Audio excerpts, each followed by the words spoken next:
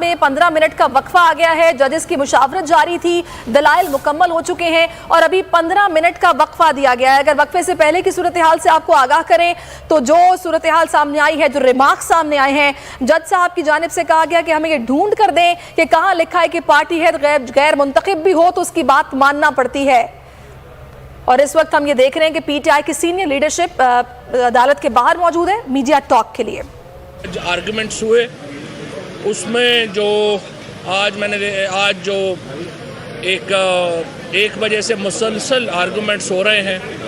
अगर आप देखें तो जो हुकूमत है उसने तो कोई बंदा छोड़ा ही नहीं पाकिस्तान में जिसके आर्गुमेंट समझा कि जरदारी साहब के इंस्ट्रक्शंस के ऊपर यहाँ पे आके आर्गुमेंट्स करें। लेकिन बहरहाल सारे लोगों को टिकट विकट दे के यहाँ पे लाए हैं और काफ़ी लंबे चौड़े आर्गुमेंट जो इन्होंने किए हैं। मैं तो समझ रहा था कि बाहर तो कह रहे थे कि हम बाइकआउट कर रहे हैं, लेकिन उनके वकीलों ने तो बहुत घंटों तवील जो हैं वो आर्गुमेंट्स किए हैं। अब आकर के एक नुक्ते के ऊपर बात जो है वो ठहर गई है और एक नुक्ता सिर्फ ये है कि जो इख्तियार है वो चेयरमैन का है पार्टी का या वो पार्लिमानी पार्टी का है। अब जजेस जो हैं वो इस एक नुक्ते के ऊपर जो है वो उन्होंने प्रपोजिशन बना दी है और जो आर्टिकल 63 है वो भी इसी ज़िमन में उसकी तशरीह जो है वो होनी है। पहले तो मैं जजेस को समझता हूँ कि आज उन्होंने जिस सब्र का मुजाहरा किया, जितनी उनके साथ बदतमीज़ी की गई, जितनी बदतहज़ीबी का मुजाहरा किया गया, ख़ुसूसन जो उनके दो वकील हैं उन्होंने फिर देखिए, मैं आपको याद दिलाना चाहता हूं कि फ़रोग नसीम को 2 दफ़ा इस्तीफ़ा देना पड़ा था यहाँ पे आर्गुमेंट्स करने के लिए। आज़म तारड़ साहब ने खुद ही आर्गुमेंट शुरू कर दिए और कम से कम 15-20 मिनट को खुद ही आर्गू कर रहे हैं। लॉ मिनिस्टर, अगर आपका वकील नालायक है, आपको उसके ऊपर एतबार नहीं है, आप अवान को समझते हैं कि बैरिस्टर अवान को समझते हैं कि वो नालायक है, तो आप अच्छा वकील कर लेते। ये क्या बात हुई कि आपने वकील भी किया हुआ है, ख़ुद भी आर्गूमेंट्स कर रहे हैं। बड़ा ऑब्जेक्शनेबल रवैया जो है वो हुकूमत का रहा। और फिर आखिर में तो चीफ जस्टिस साहब को ऑब्ज़र्व करना पड़ा कि लॉ मिनिस्टर साहब, क्या आप जो है समझते हैं कि ये हुकूमत सुप्रीम कोर्ट को तस्लीम नहीं करती? तो ये रवैया पहली बार नहीं है। यहाँ पे बड़ी दफ़ा नून लीग की एक हिस्ट्री रही है। इन्होंने तो फिज़िकली हमला कर दिया था सुप्रीम कोर्ट के ऊपर जब मर्ज़ी के फ़ैसले नहीं हो रहे थे। इन्होंने जजों को ख़रीदा। रफ़ीक तारड़ जो थे, जो इनका खानवादा भी इस्तेमाल हो रहा है जजों को तकसीम करने के लिए।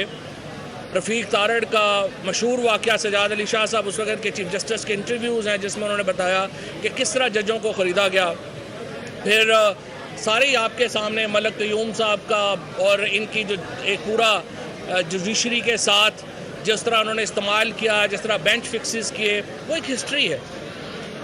और उसको बाद लेके लॉ मिनिस्टर ने आज, मेरा ये ख्याल है कि सुप्रीम कोर्ट की ऊपर बड़ी, आज इससे पहले जो प्रेस कॉन्फ्रेंस की राना सनाउल्लाह ने और आज़म तारड़ ने और एक और भी था कोई शायद, उन्होंने भी बड़ी जो है वो ऐसी प्रेस कॉन्फ्रेंस की। उससे सुबह मरियम नवाज़ और जो हम नवा हैं सारे तबला नवाज़ इकट्ठे हुए, उन्होंने एक तबले अपने बजाए।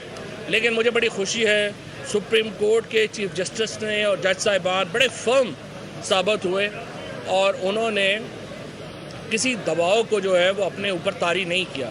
यही हम एक्सपेक्ट करते हैं जजेस से। उन्हें किसी भी पार्टी के दबाव में नहीं आना चाहिए, चाहे कोई भी सियासी जमात हो, उसके जत्थों के दबाव में आके तो फैसले नहीं हो सकते। और अगर जत्थों ने फैसले करने हैं तो फिर तो सुप्रीम कोर्ट का इदारा तो ख़त्म हो जाएगा, फिर तो जत्थे फैसले करेंगे।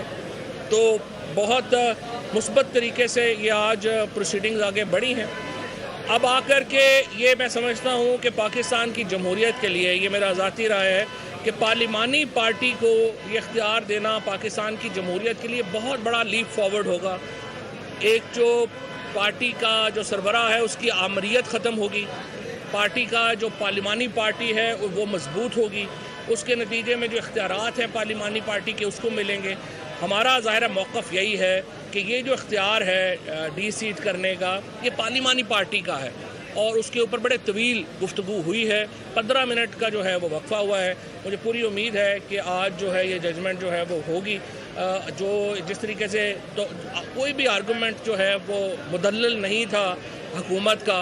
उन्होंने बड़े बड़े वकील किए, करोड़ों रुपए खर्चे, बाहर के प्रेसिडेंट्स को यहाँ पे लाया गया और काफ़ी ख़र्चा जो है हुकूमत ने किया। लेकिन कोई दलील में वज़न नहीं था। तो मुझे उम्मीद यही है कि फैसला जो है वो आज हो पाएगा और हम उसी का इंतज़ार कर रहे हैं। फ़ारूक हबीब। देखें जी, 12 करोड़ का सूबा है,